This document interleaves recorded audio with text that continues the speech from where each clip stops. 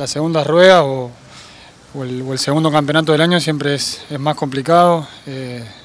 Hay muchas cosas por jugar, como recién te decía, la tabla de abajo, la entrada en las copas y bueno, el campeonato, ¿no? También, la lucha por el campeonato. Espero haber tomado la mejor decisión porque bueno, ahora no hay marcha atrás, hay que afrontar todo este campeonato y bueno, que sea para bien, eso siempre es así, que no sea un tema solamente individual, sino que sea para bien y colectivo y que todos podamos terminar bien el campeonato. No me gusta decirlo, pero sí, obviamente que me gustaría y quiero estar siempre adentro.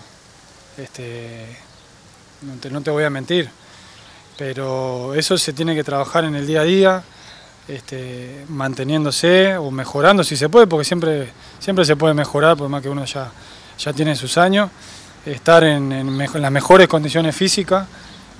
Para eso se trabaja día a día y bueno, la idea siempre va a estar, o es lo que uno desea, siempre estar adentro, y nada, eso es un poco el pensamiento.